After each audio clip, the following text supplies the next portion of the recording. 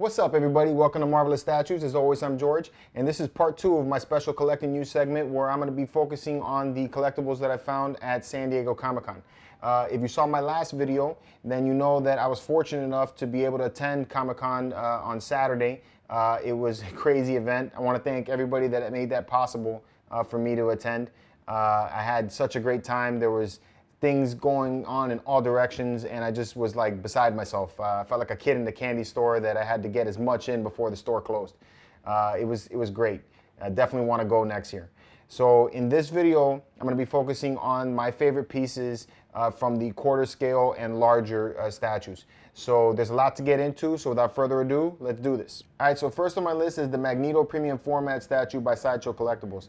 And this thing was pretty impressive in person. I had already seen some of the images online on Facebook, and I really wanted to see the way this one looked in person, and I was really thrown back by it. It looks pretty cool. Really liking that they went with that iconic pose from Magneto, you know, straight out of the comics. Really digging that the suit is the classic suit, but that Sideshow gave it its own flavor to it by having those textured areas in the sides of the torso and in the groin. So it gives it its own appearance, which I think is pretty neat. The base is just impressive. Really like how they gave it that crushed appearance to the Sentinel head, almost in a concave appearance to give it that feeling as if Magneto's magnetic field is just pressing down on the head, which I think that's pretty cool. The only thing that I'm not digging, and it's mostly because of my own preferences, is the cloth cape. I'm not into having a multimedia statue, so that part of it was not the best for me. But you know, if you're into that kind of statue, then this is definitely a great piece, especially if you don't already own a Magneto statue. So you know, I'm definitely looking forward to seeing when this one comes out, to see, you know, what the edition size is and how much it's going to cost, but it looks pretty cool. All right, so then the next one I saw, I wasn't even expecting to be at the show. It just was something that was an awesome surprise. This is the Golem statue from Weta Workshop. I think they did an awesome job with it. I want to say it's a 1/3 or maybe even a half scale. It's a really big statue. I really like what they did with the portrait. The thing looks perfect. Love the way they made those eyes. They gave it kind of like a glass appearance, which really gives this character a lot of life, which I'm not used to seeing too much in a sculpt. So I think it was very impressive to see. I love the pose. I really like the little details, like the way the veins and the creases in the skin. Also the way that the skin itself, the way it was painted, almost looks like it's translucent, kind of like a silicone material. Wasn't able to actually touch it because it was behind glass, but I think it was done absolutely fantastically. And that base looks like it came right out of Golem's cave, especially with all that rock formation and that water effect down at the bottom. It just looked absolutely realistic. It's definitely a phenomenal piece. All right, and then Sideshow's Court of the Dead was gruesome and very interesting to look at. Every one of the pieces were just absolutely cool. Odium was an easy show stealer with his size and those massive blades. The paint app on him was fantastic. I think it was just a great piece of work. But the one I liked the most was the Relic Ravage Premium Format statue. Now, I know I said in the past that I'm not a big fan of the mixed media statues, but this one really impressed me. I really like how they did the chain mail on him, and the metal parts to the armor just look realistic. Really liking the whole cape that he has flowing in the back, and that shield is just awesomely designed. It looks fantastic. I'm really liking the portrait and how freakishly cool it looks, and I'm really loving the rest of the costume and how it all fits together. It just looks like something that I would love to pull off in the cosplay. It's definitely a piece that I think would make for a good conversation. So can't wait to see more on this guy. All right, so then I stopped by the Pulp Culture Shock booth to check out the Akuma 10th anniversary statue, and this thing did not disappoint. He looks pretty amazing.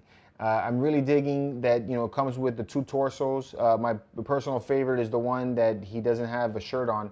I think the shading and the paint work they did on it looks fantastic. The sculpting is also done very awesomely.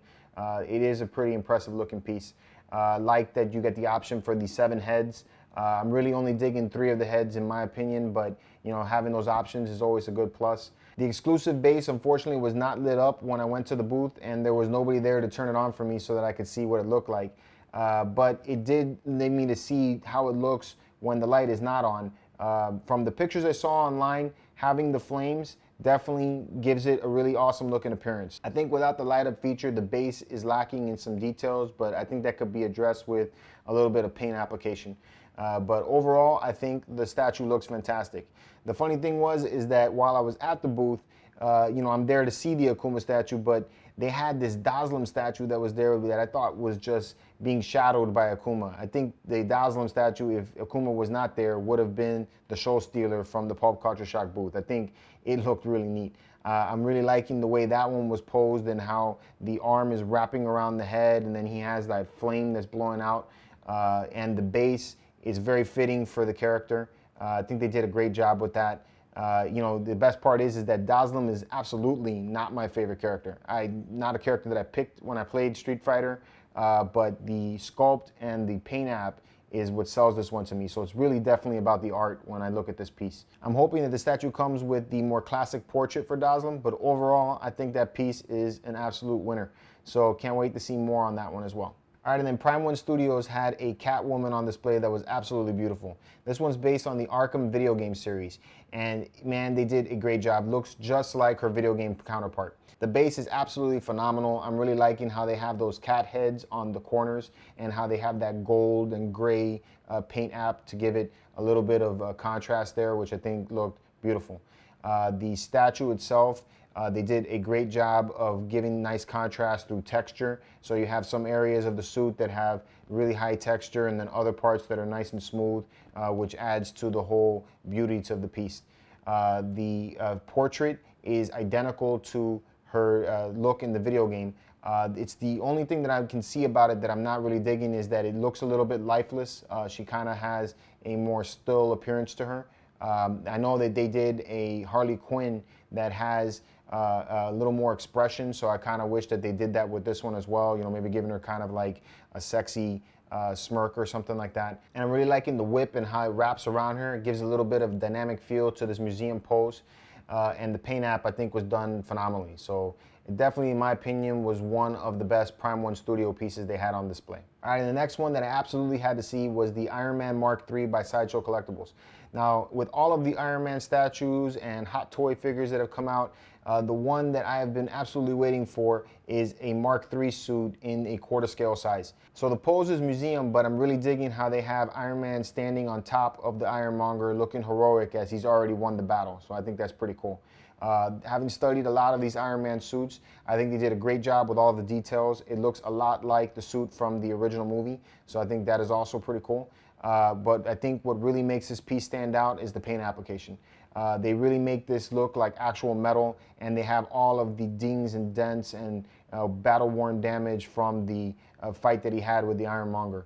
If you look down at the bottom of the boots, it even has these muddied appearance down there. They make it look like it's been used. So I think that's really cool.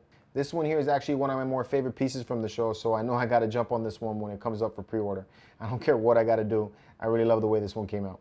All right, and the next one that impressed me was Sideshow's Swamp Thing. Now, going into the show, I knew this was one that I wanted to check out. I had seen some images of this one online, but seeing it in person, it was just mind-boggling how much detail went into this piece. Can't imagine how much time it took to sculpt this thing. The smooth, glossy appearance of the skin and the textured vines wrapping around the body, it just looks sick. Really digging how the colors just make it pop, and it gives you this whole eye candy, just staring at it. It's one of those pieces that your eyes are just going to be attracted to when you walk into the room. Really liking the base and how it suits the character real nicely, and they have like a little snake going on there, which I think was a nice touch. The portrait looks just like what I remember from the comics, so it's just an overall great job. If you're into this DC character, you're not going to be disappointed. All right, so Sideshow's Wolverine premium format was an absolutely awesome looking statue. I really liked the way that piece looked. The base was extremely detailed with all of the exposed mechanics and battle damage. That Sentinel hand was just amazing to look at. And then the suit, just like with Magneto, I really like that Sideshow took the classic blue and yellow Wolverine suit, but then made it their own by adding these different types of texture and then putting them right next to the smooth areas, so it really popped. when you're looking at it. And, you know, this thing wasn't painted, so you really had to push it with details. So I think they did a great job there. Now, they went with a more slender appearance to Wolverine, which is a little different, but I like the way it came out. Real nice details in the arms with the vein work, and I'm liking the scoring they did in the shoulder pads, so that was also pretty cool. And to me, this is probably one of the best looking portraits that Sideshow has done for Wolverine. I'm really liking the angry appearance that they had, and in all of the little texturing and detail in the mask. I think they did a great job with that as well. Too bad that I didn't see one that was painted. I really wish I could have seen that. But if it's anything like what they did with Magneto, I think it's going to come out fantastic. So can't wait to see more on him. All right, and then next up we have the 1/3 scale Batman by Iron Studios. And this piece makes me want to just throw my money at Sideshow. I am just absolutely blown away by the way this thing looks in person. You mean, when I saw it, my mouth dropped. I just was like, wow, I didn't know what to say.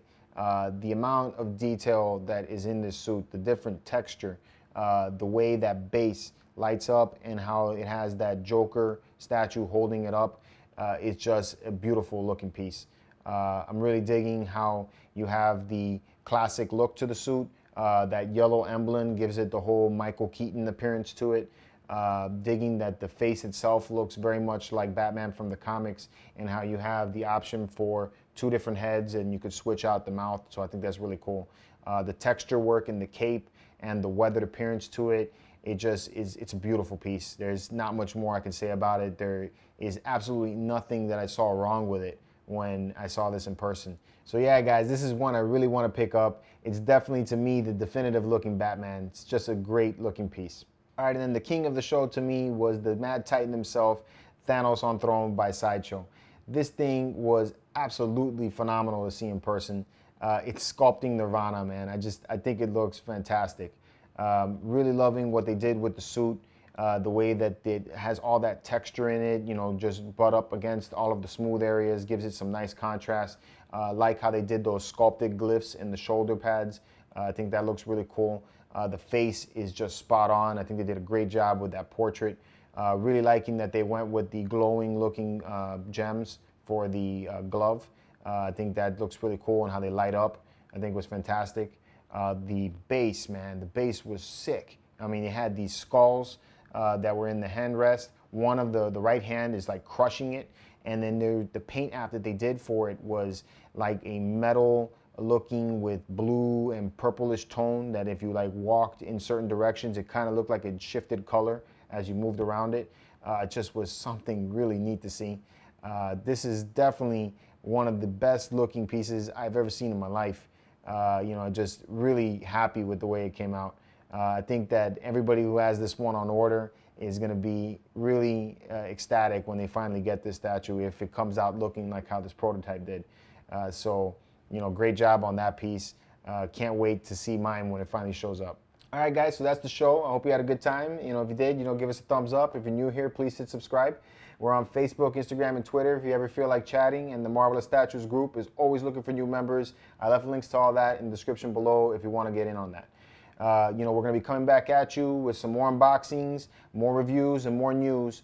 So stay tuned for that. And until then, see you next time.